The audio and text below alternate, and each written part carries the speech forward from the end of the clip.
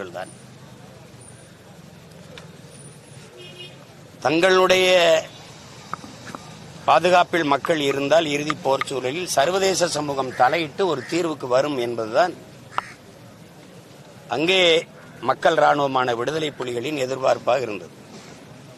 கடைசி வரை பன்னாட்டு சமூகம் தலையிடாதாலே சரி, மக்களை பாதுகாக்க வழி இல்லாது அரசின் அழைப்பை ஏற்று போங்கள், ராணுவ அழைப்பை ஏற்று போங்கள் என்று அனுப்பி வைக்கும் போது 10,000த்திற்கும் மேற்பட்ட மக்கள், 10,000 மக்கள், குறைப்பாக 59க்கும் மேற்பட்ட குழந்தைகள்,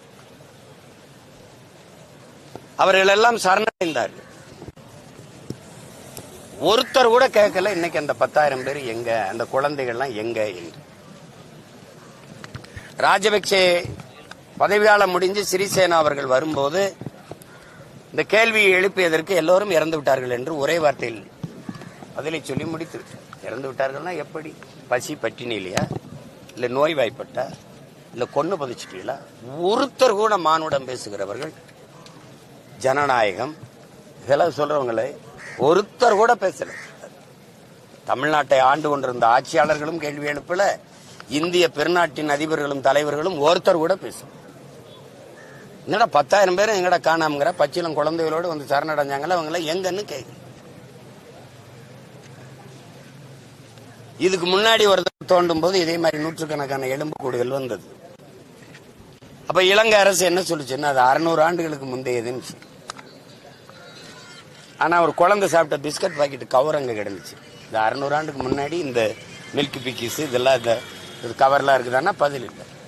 இப்பவுமே இந்த செம்மணியில நம்ம தோண்டும் போது 90க்கும் மேற்பட்ட எலும்புக்கூடுகள் கிடைக்க வரும்போது அவங்க என்ன சொல்றாங்கன்னா, ஏன் அது ராணுவ வீரர்களின் எலும்பு கூட இருக்கக்கூடாதுன்னு அந்த சிங்கள தலைவர்கள் சொல்லி அதை திசை திருப்புறாங்க.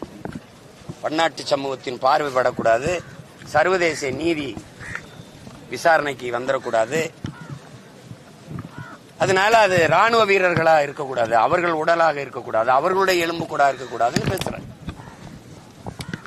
எந்த ராணுவ வீரன் பைக்கூடோட போய் படுக்கிறான்? எந்த ராணுவ வீரன் பொம்மையை தண்ணி பொத்தலை வச்சுட்டு புதைக்கிறான்? எந்த ராணுவ வீரனை புதைக்கிறாங்க? நீங்களே பாக்குறீங்க, பைக்கூடோட நிக்கிற தம்பி அப்படியே எலும்பு கூட அதே பைக்கூட இருக்கு பாருங்க. இதெல்லாம் எப்படி வந்தது? இதையெல்லாம் ராணுவம் சொல்லுது, அந்த நாட்டு தலைவர்கள் சொல்றாங்க.